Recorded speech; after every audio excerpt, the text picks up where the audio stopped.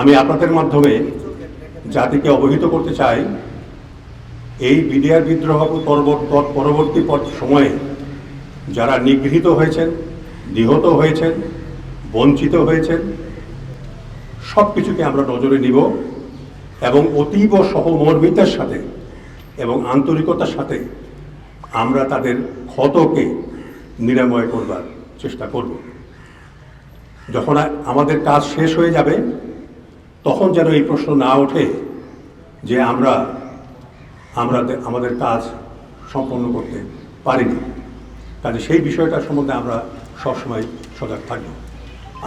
আপনারা মিডিয়ার মানুষ, এখানে সবাই কষ্ট করে এসছেন, আমরা আপনাদের সহযোগিতা চাই।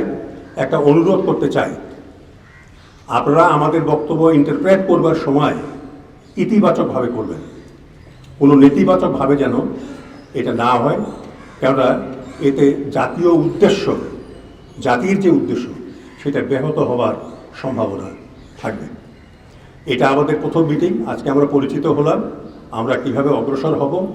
কিছু চিঠিপত্র আমাদেরকে লিখতে হচ্ছে, প্রধান উপদেষ্টা বরাবরেও লিখব এবং আমি নিজেও কথা বলেছি জয়েন্ট সেক্রেটারি আপনার নিরাপত্তা যে ডিপার্টমেন্ট আছে আপনার হোম মিনিস্ট্রি, এবং তাদেরকে আমরা অবহিত করেছি যে আমাদের সাচিবিক সুবিধা দিতে হবে, এখানে অফিস দিতে হবে।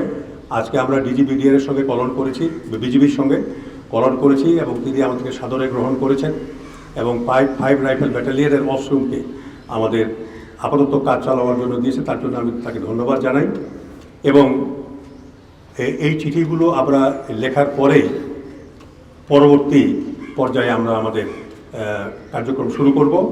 আমরা কতগুলো বিষয় চিহ্নিত করেছি, যেমন এই পুরো অপারেশন এটা কিন্তু অন্য কমিশনের মতো নয়, এটা একটা অন্য রকমের কমিশন, যেখানে দেশি বিদেশি শক্তি ষড়যন্ত্রকে চিহ্নিত করতে আমাদেরকে দায়িত্ব দেওয়া হয়েছে।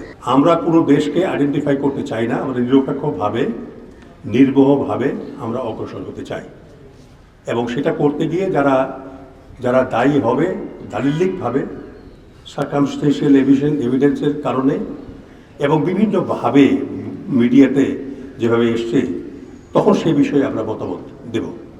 2 হলো যে যেহেতু দেশি বিদেশি ষড়যন্ত্রের কথা বলা হয়েছে, তার একটা পার্ট হলো যে আমাদের দেশের অনেকেই হয়তো এই কমিশনের জিজ্ঞাসাবাদের সম্মুখীন হবেন। এইসব ব্যক্তি 5 আগস্ট যে বিপ্লব হলো, সেই বিপ্লবের পরে দেশ থেকে তারা চলে গেছেন। আমরা জানি এতটুকু যে দেশে নাই, তারা কোথায় আছেন, কোন দেশে আশ্রয় নিয়েছেন, সেই সব দেশের সঙ্গে আমরা আমাদের যে ফরেন মিনিস্ট্রি আছে, পররাষ্ট্র মন্ত্রণালয়, তাদের মাধ্যমে আমরা যোগাযোগ করব এবং প্রয়োজন হলে আমরা ওই দেশের সঙ্গে আলোচনা করে যদি এক্সট্রাডিট করা সম্ভব না হয়, তাহলে আমরা টিম পাঠাবো সেখানে তাদেরকে টেস্টিফাই করার জন্য, তাদের স্টেটমেন্ট নেওয়ার জন্য।